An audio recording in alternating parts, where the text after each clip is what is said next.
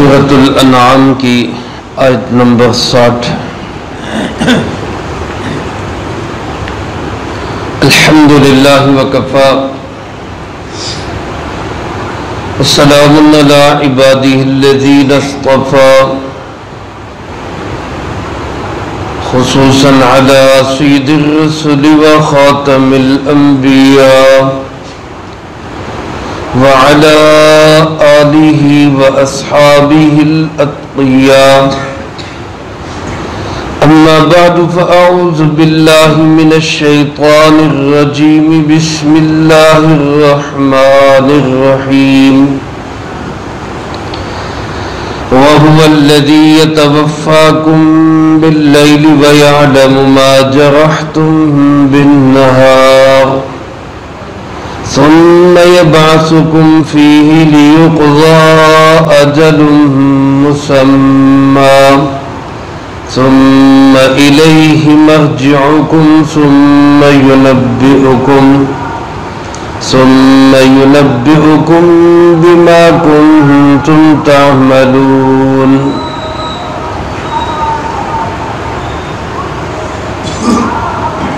وهو الذي يتوفاكم بالليل،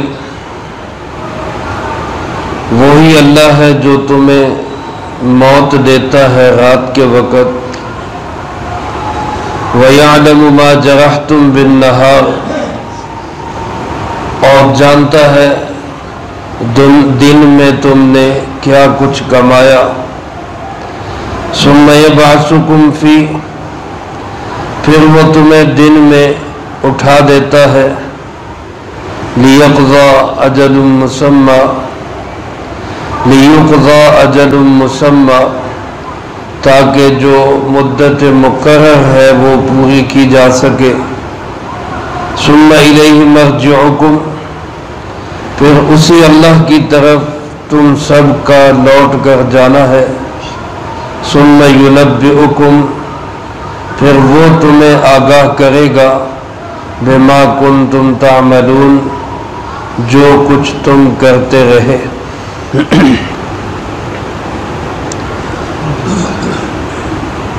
اس سے پہلی آیت مبارکہ میں اللہ رب العالمین کی صفات میں سے اللہ کی صفت علم، اللہ پاک علیم کتنے بڑے ہیں۔ گزشتہ درس میں عرض کر چکا ہوں کہ توحید کا مطلب یہ ہے، اللہ کو ایک ماننے کا مطلب یہ ہے کہ جو صفات اللہ رب العالمین کی خاص صفات ہیں، ان صفات میں اللہ کا کوئی ساجی اور کوئی شریک نہیں ہے۔ جس طرح یہ ماننا ضروری ہے کہ اللہ ایک ہے، اس کا کوئی شریک نہیں، اسی طرح یہ ماننا بھی ضروری ہے کہ اللہ ہی عالم الغیب ہے، اللہ کے سوا کوئی عالم الغیب نہیں ہے۔ اللہ ہی قادر مطلق ہے، اللہ کے سوا کوئی قادر مطلق نہیں ہے۔ اللہ ہی پیدا کرنے والا ہے، اللہ کے سوا کوئی پیدا کرنے والا نہیں ہے۔ یعنی جس طرح ان صفات کا اللہ کے اندر ماننا توحید ہے، اسی طرح اللہ کے تمام غیر سے اس کی نفی کرنا یہ بھی توحید ہے، بلکہ نفی پہلے ہے، اس بات بعد میں ہے۔ جب ہم کلمہ شریف پڑھتے ہیں تو پہلے کیا پڑھتے ہیں؟ لا الہ، کوئی معبود نہیں، کوئی شریک نہیں ہے، کوئی برابر نہیں ہے، کوئی ہمسر نہیں ہے، کوئی اس کی مثال نہیں ہے۔ پھر کہتے ہیں الا اللہ، ہاں اللہ ہے۔ میرے محترم دوستو، عزیز ساتھیو، دو صفات اللہ پاک کی ایسی ہیں، اگر وہ صفات ہر وقت ہمارے پیش نظر ہو تو کوئی انسان اللہ کی نافرمانی نہیں کر سکتا۔ ایک ہے صفت علم اور ایک ہے صفت قدرت۔ گزشتہ آیت میں بیان تھا صفت علم کا، آج جو آیت مبارکہ تلاوت کی گئی اس میں بیان ہے صفت قدرت کا۔ اللہ پاک قادر کتنا بڑا ہے۔ اللہ کی قدرت کی ایک نشانی یہاں یہ بیان کی گئی کہ وَهُوَ الَّذِي يَتَوَفَّاكُمْ بِاللَّيْلِ، اللہ وہ ہے جو تمہیں رات کو موت دے دیتا ہے۔ یتوفاکم وفات سے ہے، جس کے دو معنی ہوتے ہیں۔ ایک معنی کسی چیز کو پورا وصول کر لینا، کسی چیز کو پورا وصول کر لینا، اور ایک معنی ہوتا ہے کسی چیز کو موت دے دینا، اور یہ دونوں معنی قرآن پاک میں موجود ہیں۔ ان دونوں معنوں کو بعض اوقات خلط ملط کرنے کی وجہ سے بے دین لوگ فائدہ اٹھاتے۔ مثلا آپ حضرات پیچھے پڑھ چکے سورۃ آل عمران میں حضرت سیدنا عیسیٰ علی نبینا وعلیہ الصلاۃ والسلام کے متعلق اللہ پاک نے فرمایا انی متوفیک، میں تجھے موت دوں گا، میں تجھے وفات دوں گا، ورافعوک، اور پھر میں تجھے اٹھاؤں گا۔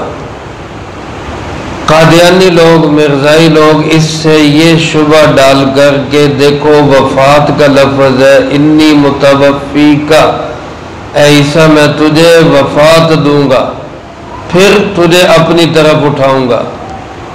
یہ کہتے ہیں کہ حضرت عیسیٰ علیہ السلام کی وفات ہو چکی ہے۔ جب وفات ہو چکی ہے تو احادیث میں جس عیسیٰ علیہ السلام کے نازل ہونے کا ذکر ہے وہ کون ہے؟ وہ کہتے ہیں وہ یہی قادیانی ہے، اسی کا ذکر ہے حدیث کے اندر، نعوذ باللہ من ذالک۔ ہمارا ایمان اور عقیدہ یہ ہے کہ حضرت عیسیٰ علیہ السلام کی وفات نہیں ہوئی، وہ زندہ ہے، اب بھی چوتھے آسمان پر موجود ہے، اور قیامت سے پہلے جن عیسیٰ علیہ السلام کے آنے کی احادیث میں بشارتیں ہیں وہ یہی حضرت عیسیٰ علیہ السلام ہے، مرزا قادیانی نہیں ہے۔ میرے عزیز دوستو، وہ وفات کے لفظ سے دجل کرتے ہیں، حالانکہ وہاں وفات کا معنی ہے کہ عیسیٰ ہم تجھے پورا وصول کر لیں گے، یعنی تیرے جسم کا بال بھی بھیکھا نہیں ہونے دیں گے، تجھے کوئی نقصان نہیں پہنچا سکے گا، ہم تجھے وصول کر کے آسمانوں پہ اٹھا لیں گے۔ یہاں معنی اور ہے، وہاں اور ہے، یہ سمجھنا یہ علماء کا کام ہے۔ وہ ہمیں سمجھاتے ہیں کہ کس جگہ کس لفظ کا کیا معنی ہے۔ ہر جگہ قرآن پاک کے ہر لفظ کا ایک ہی معنی نہیں ہوتا۔ جیسے سورۃ والضحیٰ میں فرمایا وَوَجَدَكَ ضَالًّا فَهَدَىٰ، آپ صلی اللہ علیہ وآلہ وسلم کو اللہ پاک نے اپنے انعامات اور احسانات یاد دلاتے ہوئے فرمایا ہم نے آپ کو ضال پایا اور پھر ہم نے آپ کو ہدایت دی۔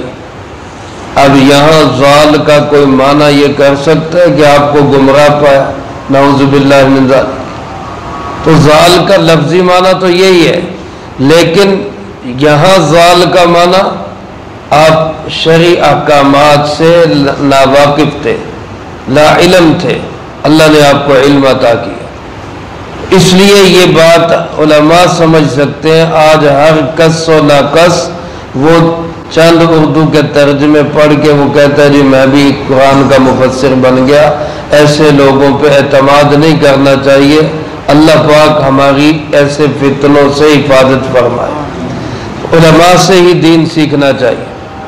آسان راستہ دین سیکھنے کا یہ ہے آج کے ہمارے اس دور میں کہ ہمارے پاس تشریف لائے ہوئے حضرات جماعت کے ساتھ اللہ کے راستے میں نکلے، علماء کی سرپرستی میں دین سیکھیں۔ عام انسانوں کے لیے دین سیکھنے کا بہترین راستہ ہے، اور پورا علم حاصل کرنے کے لیے اپنے بچوں کو مدارس میں بھیجیں، علماء کے پاس بھیجیں، اور تاکہ وہ صحیح دین کو سیکھ سکیں اور فتنوں سے خود بھی بچیں، دوسروں کو بھی بچا سکیں۔ اللہ ہر نئے فتنے سے ہماری حفاظت فرمائے۔ یہاں وفات کا معنی موت ہے۔ اللہ کی قدرت دیکھو کہ وہ رات کو تمہیں موت دے دیتا ہے۔ یہ جو نیند ہے، حدیث مبارک میں اس نیند کو موت کی بہن قرار دیا گیا۔ النوم اخو الموت، نیند موت کی بہن ہے۔ اور دعا بھی جو ہمیں سکھائی گئی، سونے کے لیے دعا کیا سکھائی گئی؟ اللہم بسمک اموت و احیا، اے اللہ تیرے نام سے ہی میں مرتا ہوں اور جیتا ہوں۔ گویا کہ اب میں سونے لگا تو گویا میری موت آ رہی۔ اور جب اٹھا ہے تو دعا کیا سکھائی؟ الحمدللہ الذی احیانا بعدما اماتنا والیہ النشور، تمام تعریفیں اس اللہ کے لیے جس نے ہمیں ہماری موت کے بعد پھر زندگی عطا کر دی۔ اور یہی نشانی ہے کہ ہم نے ایک دن مر کے بھی اٹھنا ہے اور اسی اللہ کے پاس جمع ہونا ہے۔ میرے محترم دوستو، بندہ سویا، پنجابی میں اس کو کہتے ہیں سویا مویا ایک برابر، سو گیا تو گویا مر گیا۔ ایک طرح کی روح ہمارے جسم سے نکل جاتی ہے اور وہ پھرتی ہے دنیا جہان میں۔ اور خواب میں دیکھتے ہیں کہ میں کوئی مکہ مدینہ پھر رہا ہے، کوئی امریکہ ایران پھر رہا ہے، کوئی کہاں پھر رہا ہے، تو ہماری روح جا رہی ہوتی ہے، اس کا تعلق ہمارے جسم سے، وہ ہمیں خواب میں نظر آتا ہے۔ اور جب انسان کی مکمل روح خارج ہو جاتی ہے پھر سانسیں بھی بند ہو جاتی ہیں۔ بہت سارے لوگ نیند کے اندر ہی ان کی موت، حقیقی موت واقع ہو جاتی ہے، سوئے ہیں سوئے سوئے اللہ کے پاس چلے جاتے ہیں۔ لیکن اب ہم ماشاءاللہ بیٹھے ہیں، اللہ کے شکر ہے مسجد میں بیٹھے ہیں، نماز ادا کی ہے۔ اس سے تھوڑی دیر پہلے ہم بھی سوئے ہوئے تھے، پتہ نہیں اٹھنا تھا کہ نہیں اٹھنا تھا۔ تو کیسی اللہ کی قدرت ہے، رات کو سوتے ہیں لاکھوں کروڑوں نہیں اربوں انسانوں کی روح گویا کھینچ لیتے ہیں، اور صبح اٹھتے ہیں تو اربوں انسانوں کی روح پھر اللہ ان میں ڈال دیتے ہیں۔ اللہ کی قدرت ہے۔ ایک انسان، دو انسان، چند انسان ہو، ان کو سنبھالنا مشکل ہو جاتا ہے۔ اتنی بڑی خلقت کی روحوں کو لے لینا پھر واپس ڈال دینا، یہ کس کا کمال ہے؟ اللہ رب العالمین کا کمال، اسی کی قدرت ہے۔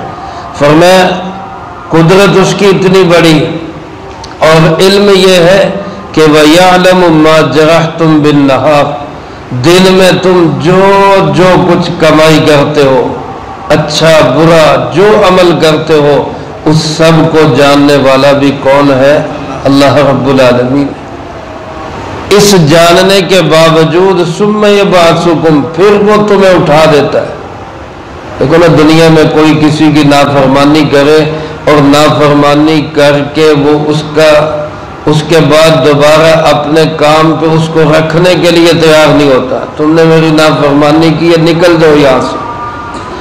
اللہ کیسا عظیم انسان ہے، اللہ پاک، اللہ معاف فرمائے، اللہ پاک کیسی عظیم ہستی ہے، اللہ کیسی عظیم ذات ہے کہ اللہ رب العالمین اپنے مجرم کو دن بھر، جس نے اللہ کی نافرمانی کی ہے، اللہ کے حکم توڑے ہیں، اللہ کے حکم پامال کیے ہیں، اللہ رب العالمین اس کو سونے کے بعد پھر اٹھنے کا موقع دے دیتا ہے۔ کیسی اللہ کی عظیم مہربانی ہے اور کیسی اللہ کی قدرت ہے۔ جاننے کے باوجود کہ کل تم نے کیا کیا تھا، رات سو گئے، قبض کر لی روح، گویا اپنے قبضے میں، ویسے بھی انسان اللہ کے قبضے میں، اور اب تو بالکل گویا کہ فنا ہو چکا ہے، لیکن اپنے نافرمان کی روح کو بھی پھر اللہ دوبارہ لوٹا دیتے ہیں۔ کہ اللہ کی کیسی بڑی عجیب قدرت ہے اور کیسا عظیم حوصلے والا اللہ ہے۔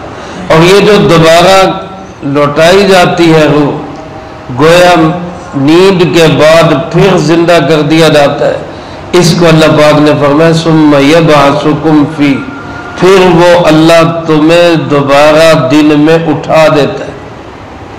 یہاں یہ بات بھی غور کریں، رات کو فرمایا کہ تمہاری روح قبض ہے، دن کو تم کام کرتے ہو۔ اس سے معلوم ہوتا ہے اصل کام کرنے کا وقت وہ دن ہے اور آرام کرنے کا وقت وہ رات ہے۔ ہم نے معاملات الٹ کر دیے، رات بھر جاگتے ہیں اور دن کو صبح اٹھتے ہی نہیں ہے، فجر بھی گئی اور جناب سورج بھی طلوع ہو گیا، اور کتنی لمبی جو ہے رات گزر بھی جاتی ہے، گپے لگاتے رہتے ہیں اور صبح نماز کے ٹائم میں سو جاتے ہیں۔ اللہ ہماری حفاظت فرمائے، اللہ ہمیں اس کی سمجھ نصیب فرمائے۔ صبح کا وقت رزق کی تقسیم کا وقت ہے، اللہ پاک رزق تقسیم کر رہے ہیں، اور جس وقت رزق تقسیم ہو رہا ہے اس وقت ہم سوئے ہوئے ہیں، اس وقت ہم غفلت میں، پھر کہتے ہیں جی کسی نے کچھ کر دیا، ہمارا رزق باندھ دیا ہے، ہمارے گھر میں برکت نہیں ہے۔ بھائی اللہ کے بندو، جو برکت کا ٹائم ہے اس میں تو اللہ کو یاد نہیں کرتے، اللہ کے دربار میں آتے ہی نہیں۔ تو رات سونے کے لیے ہے، دن کام کے لیے ہے۔ رات کو جلدی سو، صبح جلدی اٹھو۔ پیارے حبیب جناب محمد کریم صلی اللہ علیہ وآلہ وسلم کی سنت بھی، رات کو آپ جلدی سوتے تھے، رات کو باتیں کرنے کو آپ ناپسند کرتے تھے، سوائے یہ کہ دین کی بات ہو یا گھر کے اندر بیوی بچوں سے گپ شپ ہو۔ اس کے علاوہ رات میں گفتگو کرنا، مجلسیں لگانا، دوستوں میں بیٹھنا، اس کو اللہ کے محبوب علیہ السلام ناپسند کرتے ہیں۔ اور صبح جو دیر تک سویا رہتا حتیٰ کہ سورج طلوع ہو گیا، یہ تو فرمایا کہ ایسا ہے کہ گندگی کا گویا ڈھیر ہے اور شیطان بھی اس پہ پیشاب کر کے جاتا ہے۔ حدیث مبارک کے الفاظ ہیں جن کا مفہوم میں عرض کر رہا ہوں۔ تو صبح کی نماز کے ہم سب پابند بنیں، ہم سب نیت کریں کہ انشاءاللہ صبح کی نماز لازمی پڑھیں گے۔ اللہ مجھے آپ کو توفیق نصیب فرمائے۔ تو رات ہے آرام کے لیے اور دن ہے کام کے لیے۔ اللہ پاک فرماتے میں دن کو جو دوبارہ اٹھاتا ہوں تو کیوں لیقضی اجل مسمى، تاکہ وہ جو طے شدہ مدت ہے کہ کب کس نے مرنا ہے، کس کی کتنی سانسیں ہیں، کس کا کتنا دانہ پانی ہے، وہ ساری مدت اپنی پوری کر لے۔ جب تک مدت پوری نہیں ہوتی تب تک کسی کو موت بھی نہیں آتی، اور جب مدت پوری ہو جاتی ہے تو ایک لمحے کی تاخیر نہیں ہوتی۔ ایسا بہانہ بنتا ہے کہ انسان وہ کہتے ہیں کہ جی ابھی تو میری بات ہوئی ہے، ابھی تو زندہ تھا، اب کیا ہو گیا۔ یہ سب اللہ پاک کی قدرت کی نشانی ہے کہ وہ جب چاہے موت دے سکتا ہے، جب چاہے زندہ کر سکتا ہے۔ جس طرح سوئے ہوئے انسان کو دوبارہ جگا دینا یہ اللہ کی قدرت ہے، اسی طرح ایک مرے ہوئے انسان کو بھی دوبارہ زندہ کر دینا کس کی قدرت ہے؟ اللہ کی۔ اور سارے جہان کے تمام انسانوں کو، مرے ہوئے انسانوں کو جس کو قیامت کہتے ہیں، وہ قیامت آ جانے کے بعد بھی ساری انسانیت کو دوبارہ زندہ کر دینا یہ کس کی قدرت ہے؟ اس لیے جو لوگ موت کے بعد زندگی کے منکر ہیں، بہت سارے مکے کے لوگ تھے، وہ مرنے کے بعد زندگی کو مانتے ہی نہیں تھے۔ اللہ پاک نے ان کی توجہ دلائی، ثم الیہ مرجعکم، جس طرح ایک سوئے آدمی کو اللہ دوبارہ جگا دیتا ہے، اسی طرح تم سب نے جاگ کر لوٹ کر جانا ہے کس کے پاس؟ اللہ کے پاس۔ ثم ینبئکم، اور پھر وہ تمہیں آگاہ کرے گا، وہ بتلائے گا، بما کنتم تعملون، کہ تم کیا کیا کرتوتیں کرتے رہے ہو۔ پوری ریکارڈ ہو رہی ہے، ساری ایک کہنے فائل بن رہی ہے، اور اس فائل میں میرا زندگی کا ایک ایک لمحہ محفوظ ہو رہا ہے، اور یوم حشر میں یہ سب میرے سامنے ہوگا، اور اللہ پاک فرمائیں گے اقرأ کتابک، آؤ اپنی کتاب خود پڑھو، خود اپنی فائل پڑھو، خود دیکھو کیا کیا کرتے رہے ہو، اور اپنا محاسبہ کرو اور بتاؤ تمہارے ساتھ کیا ہونا چاہیے۔ میرے عزیز دوستو، اس دن کی شرمندگی سے بچنے کے لیے آج وقت ہے، وہ اعمال کر لیں جس سے اللہ راضی ہو جائے۔ اور اللہ کتنا مہربان ہے، یہ بھی نہیں، یہاں ہمارے مدارس کے اندر 100 میں سے 40 نمبر لیں تو پھر پاس ہوتا ہے، سکول کالج میں میرے خیال میں 100 میں 33 نمبر ہے، یہ لیں تو پھر بندہ پاس ہوتا ہے۔ اور یہاں اللہ رب العالمین کی طرف سے کیا ہے کہ بس ایک زیادہ ہو جائے، ایک نمبر زیادہ ہو جائے، یعنی اگر نیکیاں 51 ہیں، برائیاں 49 ہیں تو بندہ کامیاب ہے، اللہ کے ہاں سے یہ کامیاب بندہ ہے۔ اور اگر برائیاں 51 ہو گئی، نیکیاں 49 رہ گئی تو پکڑا جائے گا۔ ایک نمبر صرف بڑھانا ہے بس، تو کوشش کر لیا کریں کہ روز میری نیکی زیادہ ہو جائے، گناہ میرے کم ہو جائے، اور رات کو توبہ کر کے سوئے، جو ہوئے اللہ ان کو معاف کر دے، پتہ نہیں کس کا اگلا لمحہ کہاں پہ ہوگا۔ اللہ مجھے آپ کو اپنی صفت علم اور قدرت کا یقین بھی نصیب فرمائے، تمام صفات کو اللہ کی تسلیم کرنے کی بھی توفیق نصیب فرمائے، دوسروں سے نفی کرنے کی بھی توفیق نصیب فرمائے، جو کہا سنا اس کو زندگی میں لا کے دوسروں تک پہنچانے کی توفیق عطا فرمائے۔ کل انشاءاللہ العزیز ہمارے معزز مہمان بیان فرمائیں گے، اور درس قرآن انشاءاللہ ہفتے کے دن ہوگا۔ اللہم لک الحمد کما ینبغی لجلال وجہک وعظیم سلطانک، اللہم لا احصی ثناء علیک انت کما اثنیت علی نفسک، اللہم لک الحمد کما انت اہل، صلی علی محمد کما انت اہل، وافعل بنا ما انت اہل، فإنک اہل التقوی واہل المغفرہ، اللہم وفقنا لما تحب وترضى من القول والعمل والفعل والهدي والنية إنك على كل شيء قدير، اللهم طهر قلوبنا من النفاق وأعمالنا من الرياء وألسنتنا من الكذب وعيوننا من الخيانة، فإنك تعلم خائنة الأعين وما تخفي الصدور، اللهم ربنا تقبل منا إنك أنت السميع العليم وتب علينا إنك أنت التواب الرحيم، صلى الله تعالى على خير خلقه